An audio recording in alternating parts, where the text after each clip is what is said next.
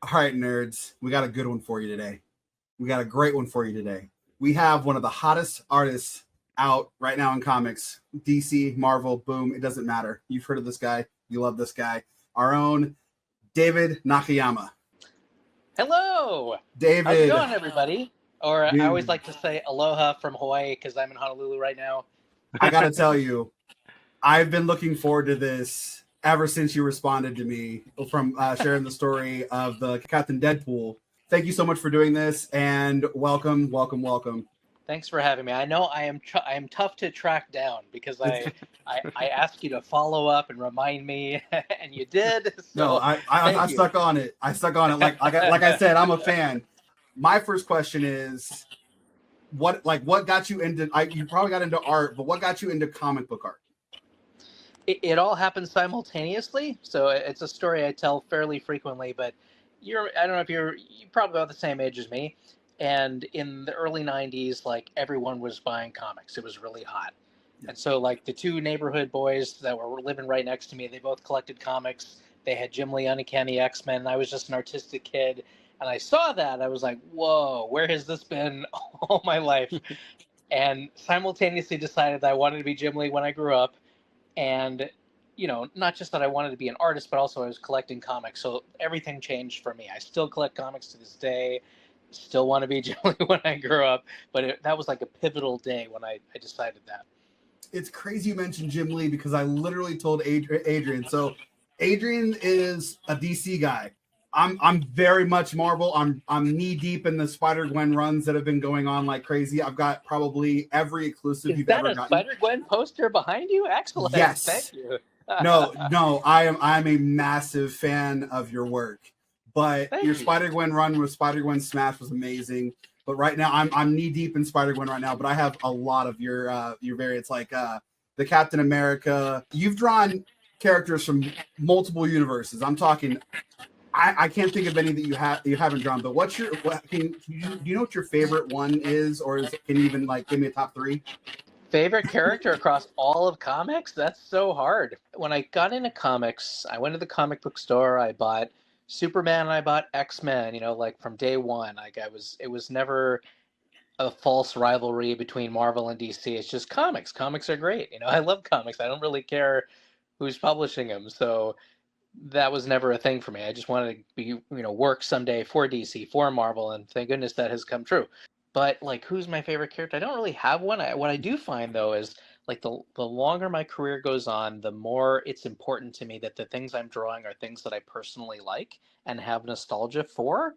So recently, I got to draw some Thundercats covers, right? Because I loved Yes, you that did. show when I was a kid, or GI Joe, same reason. But when people ask me to draw something, that's newer, and I didn't grow up with it, then that's probably a no because the schedule's busy, so I have to make some tough decisions, and it always comes down to, do I like that thing personally? And then I guess but you want a real answer. What I have found recently is like, I would always say like it's probably X-Men because of the Jim Lee thing that we talked about. Like Absolutely. that's what got me in the door. That always has a special place in my heart. And then if I had to narrow it down to one X person, There there's you go. so many good characters. Like we just dropped a brand new Storm cover today, Yep. coincidentally. Wolverine, Emma Frost, like there's Psylocke, there's so many good ones, but I do find myself drawing Rogue the most. So that maybe subconsciously that says something about how much I like her. That jungle variant that you had with Rogue recently was amazing. I like you don't ever see her roughed up like that. It's always battle damage or stuff like that. It's not like wilderness. It's like you brought something new to it. I liked it. So What drove you to Rogue? Can you go to like one certain time where you're like, oh, I got this. This is like pinnacle Rogue to me, and it kind of built off of that? Or how did your love for Rogue come as far as you drawing Rogue? I think probably the way it happened was, it all goes back to that Jim Lee formative, few months. Like he was drawing, this is end of his Uncanny run, beginning of the new X-Men run, and they really positioned Psylocke as an important character. So she's probably like my first comic book crush. But then as you get into X-Men 1, Rogue is really positioned as a key character. and I think that really imprinted on me. Of all the women characters, like, was Rogue not the most important? Like, in the storytelling at that point, I think it was. Pretty much, yeah. And I think that is the reason why now to this day I think of her as a critical character. And I would add at the same time, like, she's sort of underutilized in the comics, Very for true. being Yep. such an important character. I understand very recently they decided that she's going to be a team leader and she and Cyclops are core characters. Yep. But up until recently, it's been basically Cyclops, Wolverine as the key characters. So Rogue being number one in the TV show, like X-Men 97, this first season, and then I guess in the comics coming up. Yes, okay, this makes sense to me. They were finally going there. And it kind of seems like they can't ever get her right in the MCU either. So it's kind of interesting how such a dynamic character can't be brought to life.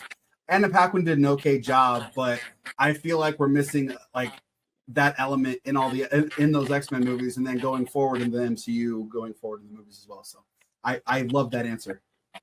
Yeah, and I feel the same way about Storm, actually. Like, Storm was tragically underused in the movies especially. Yep. But in the comics, they're making some progress. Like Queen of Mars, great move, and putting her on the Avengers, great move. There's a lot of story that they can pick up there, especially in future movies. So Absolutely. Anyway, the future's pretty bright for X-Men film. It is, absolutely. Like, for me, like, my favorite, like, you speaking of Storm, I was thinking of Storm the whole time you were talking about Rogue. I always think about Wakanda and Black Panther and that dynamic. I was so bummed when Storm didn't show up in Black Panther 2. I think if they had signed their deal with Fox a little earlier, they might have tried to do something like that. But it all probably came down to when are those characters available, and trying to take their time and not rush it. And it all feels like it's moving in the right timing. Like, what are you most excited about going forward? Because I've seen your Raphael at Planet Comic Con last year, and a couple other things. Are there any exciting projects? I know, like when I put up the Captain Deadpool, you had your dates on those comic covers don't coincide with the release. You do these way in advance. Usually, how long in advance do you do a cover before you actually see it released? I think it's generally 3 months, just 3 months? because of the way that the printing schedule happens. Okay. So you guys know there are those catalogs that come out like physically in stores about 3 months before that comic is in stores. So they need the covers done ahead of that. So I guess 4 months ahead of schedule maybe is the ideal time for me to make art. Then they have the months to put in the catalog, and then the catalog shows up, and 3 months later the actual book shows up. One thing I really like about comics from an artist's point of view is that if I make something, oftentimes within a couple of days of making it, it's revealed and I get to share it and we get to talk about it, and that's really satisfying as an artist. Like, that's what we do this for. It's like making art is similar to like a magician or a musician on stage. Like, it's a performance, right? We do Absolutely. this thing and we want to share it with the audience. I used to be in video games, and it took me a while to realize it, but you don't get to do that, and it sucks. So you could be working on a game for years, and then they announce it, and then first of all, you waited or more before they even get to announce it, and then there's a question of whether they'll let you share your work, and there's a question of whether they'll let you claim ownership of it. Like, I got in trouble one time for doing an interview about a mobile game that we had made, and I was really excited about it and really proud of the work that was done. Shared it and expressed my happiness over the work. Some people took that like, oh, like that's you claiming that you did everything, and I never said any such thing. I was just excited about the work, but that's how twisted it is, right? Like, I'm a comic guy. I was used to, hey, I made this work, I'm excited about it. But they don't let you do that in video games because it's the company wants to claim credit for it or something. I'm not sure. But is that the primary reason you haven't done a game recently? I love games. Like, if I turn my camera around, you would see my shelf full of my physical game collection because I love them so much. But it was a cognitive dissonance for me, like, working on games. It should have been the greatest thing because I love games. I love drawing. It should be a perfect job for me.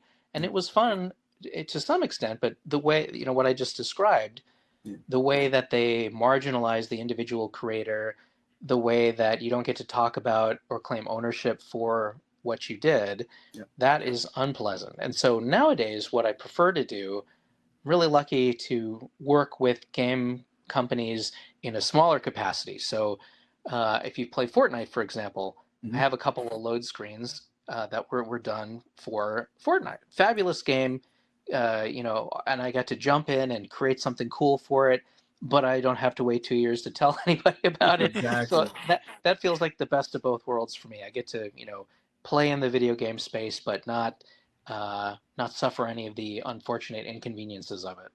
Absolutely. When you were coming up, how was it initially seeing your work out? Can you think of like a certain moment that really hit you that like, wow, like my people are enjoying my work, people are seeing my I'm work? doing it. I didn't get that feeling up until like, I'm 46 and I've been doing this since my 20s, and I didn't feel like I was like even legit even a little bit until like a few years ago, like 3 or 4 years ago.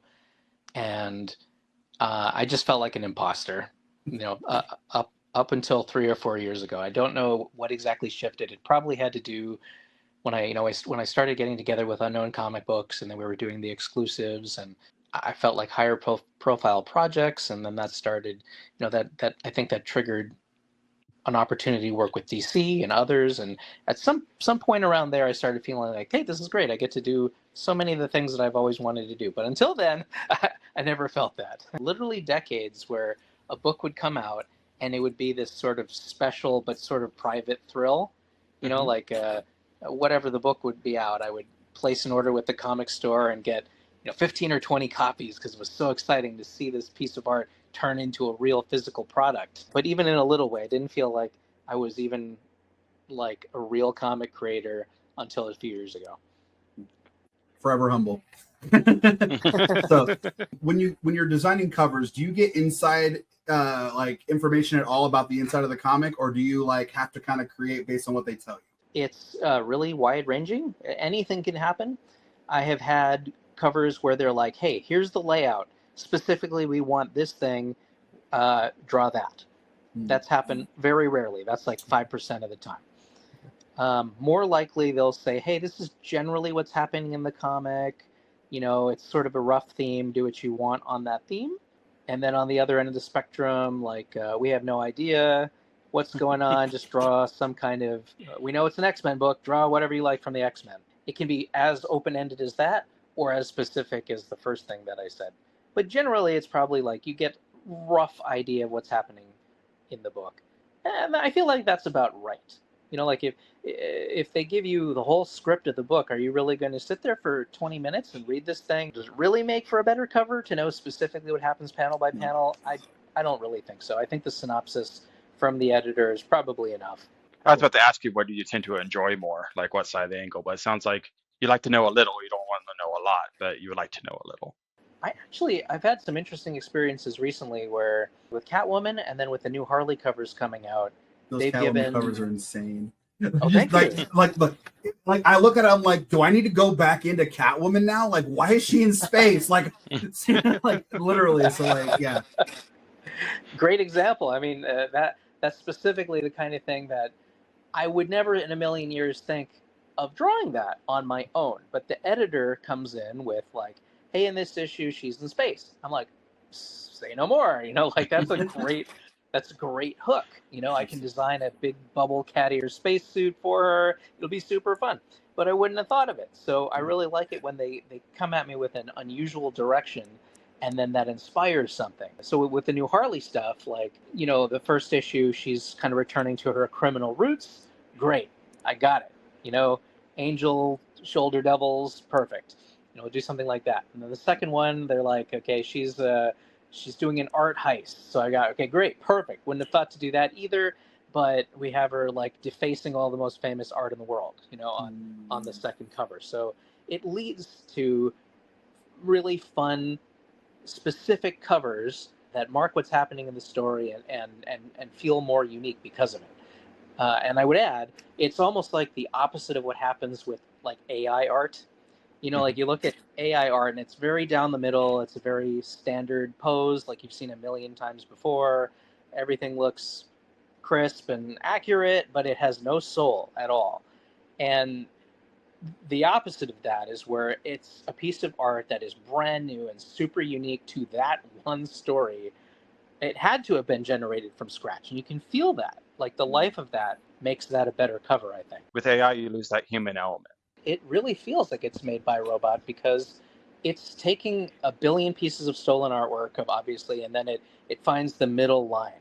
So it's very specific in detail. That's one thing it's strong at, but it's ironed off all the soul. So speaking of kind of riding that line, not necessarily, man and machine, how often are you still using physical implements as opposed to like a software to draw? If I was smart, I would do all of my covers by hand and then sell the originals, because the originals are worth 10 times more. Yeah, you hear me like sitting there looking, wait, the original did, give me, please? Yeah. If I was smart. But what happens is, like I was saying before, I get really excited about offers for things I've always wanted to draw. And I say yes to a lot of stuff, and then I find that I have very little time, and so I need to compromise in the sense that I draw it digitally, which is faster. Yep. So I get more covers done, but the compromise I've made is that I have to use Photoshop to paint rather than get in there by hand. I love drawing by hand. I would make a lot more money by hand, but I didn't get into this to become rich. I did it because I love the characters and I wanted to draw. And so for now, at least, I lean toward do more covers because I love all of them, and I don't know if I'm going to get that chance again, so I have to say yes, right?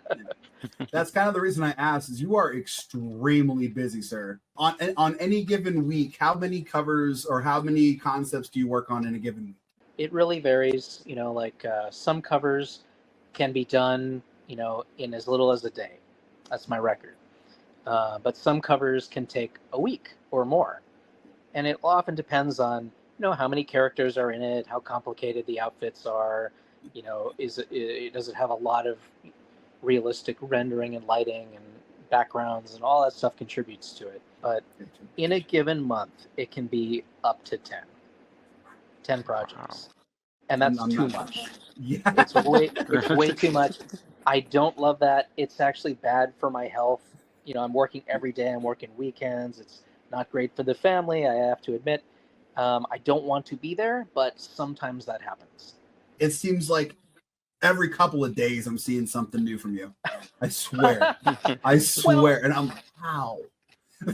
It's funny. Like I do get that a lot. I try to be active on social media as much as possible. I try to have something fresh to share every couple of days. Yeah. I know the algorithm wants me to be on there every day, but no time for that. So every couple of days I try to pop in with something new, and a lot of times I'll be posting things that are actually old but people haven't seen before.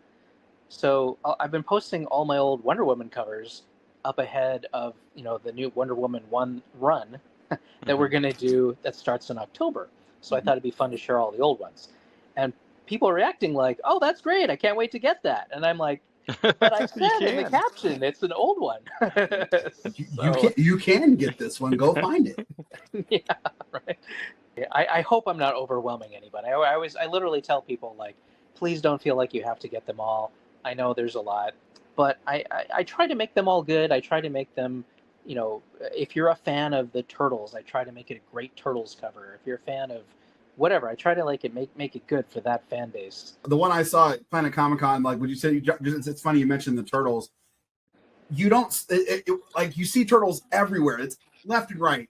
Turtles. Everybody's drawn the Turtles.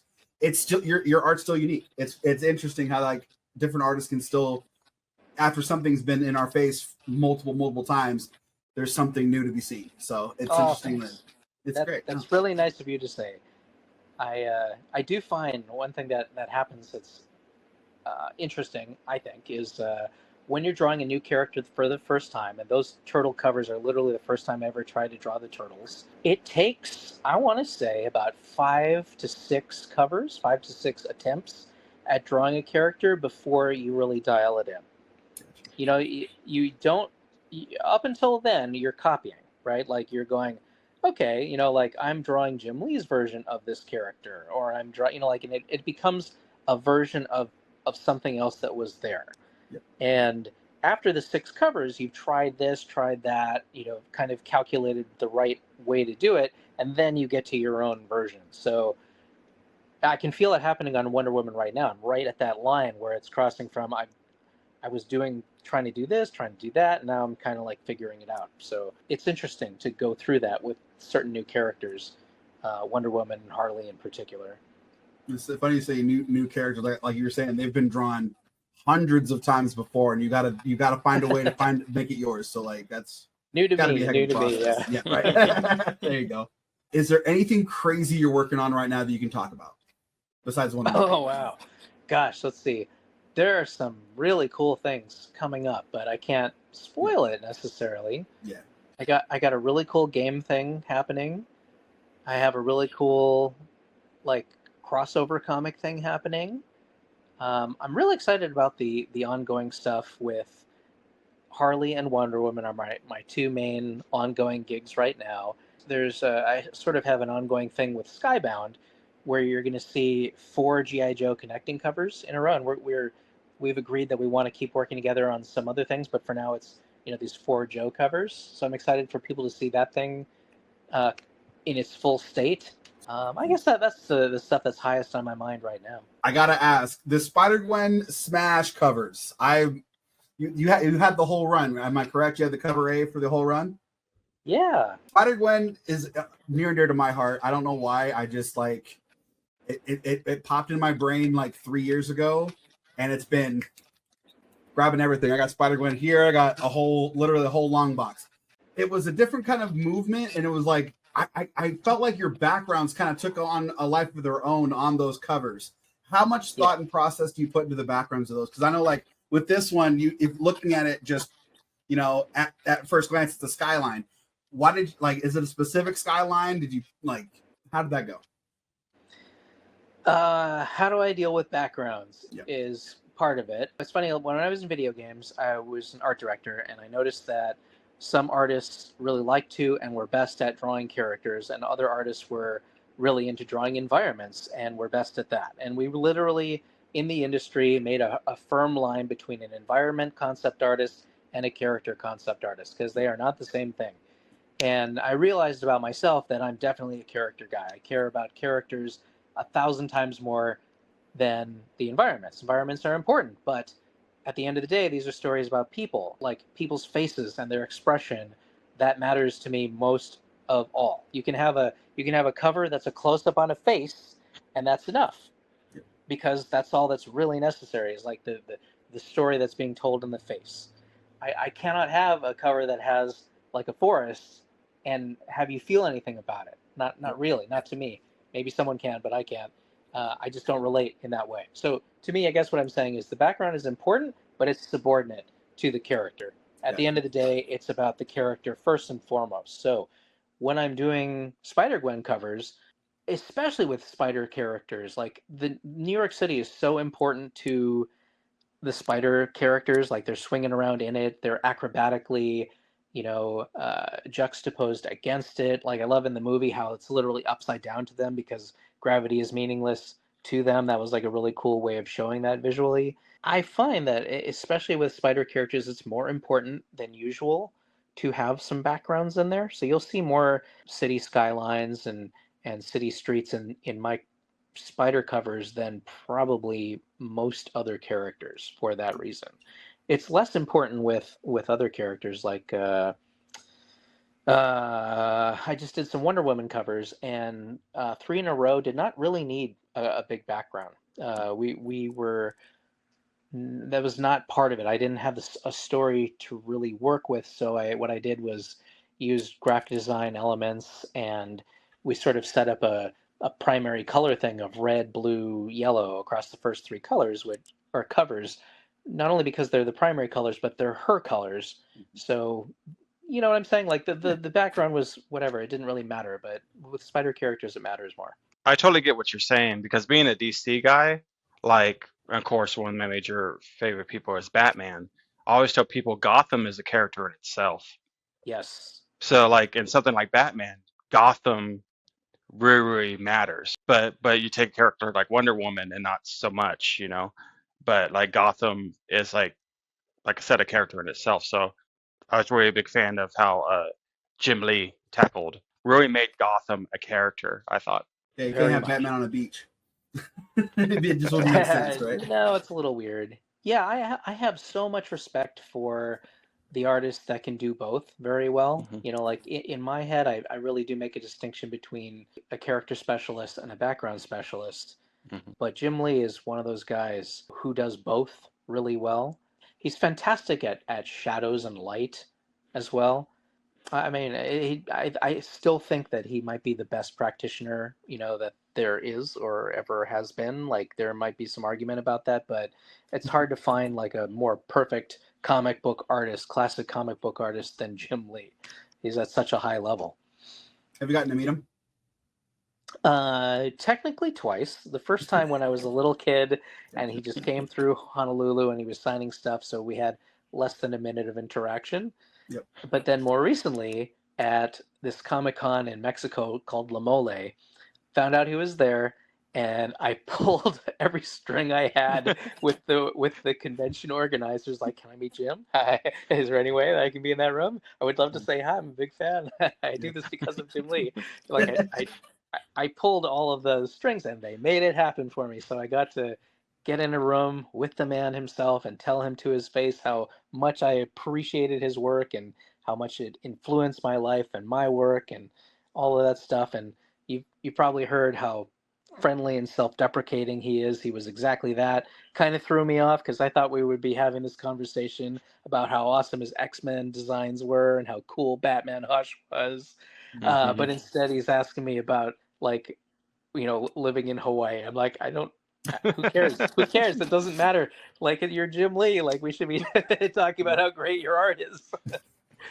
That's awesome. Say you got a kid in front of you that said, "Hey, I want to get into comic book art." What would you say to them?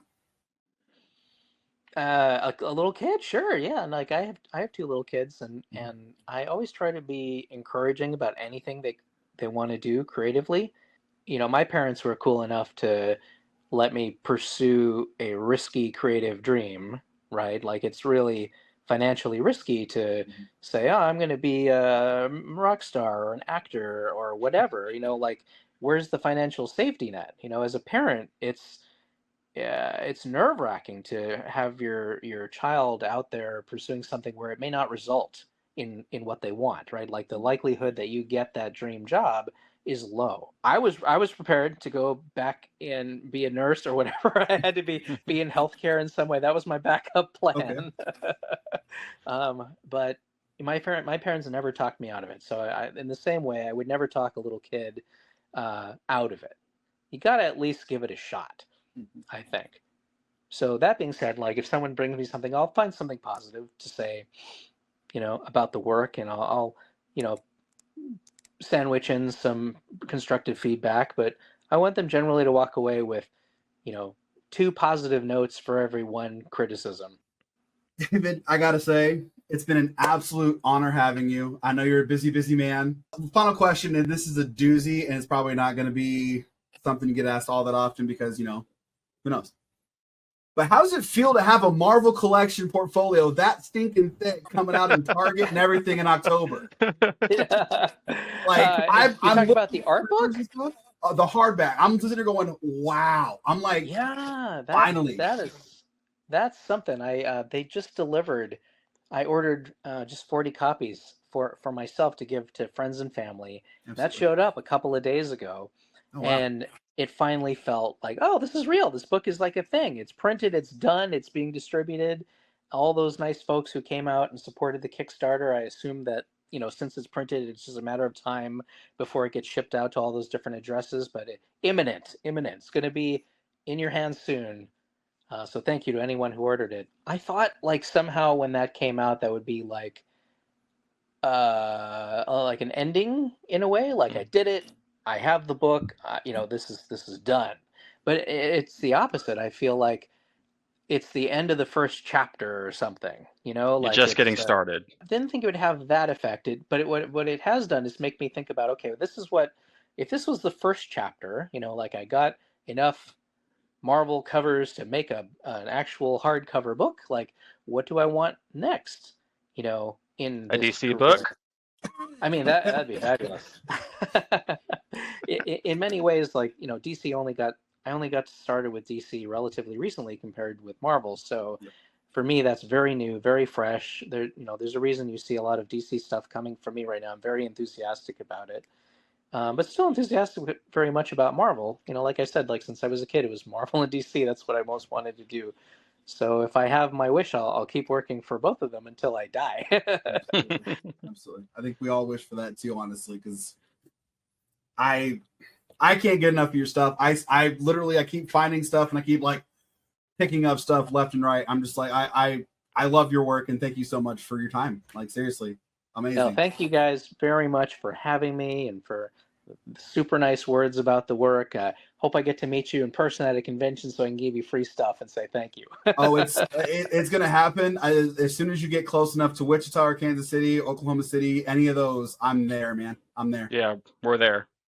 Fabulous, gentlemen. Thank you so much for having me on the show and look forward to talking again. Absolutely. Thanks again. Thank you. Right. Bye-bye. Bye.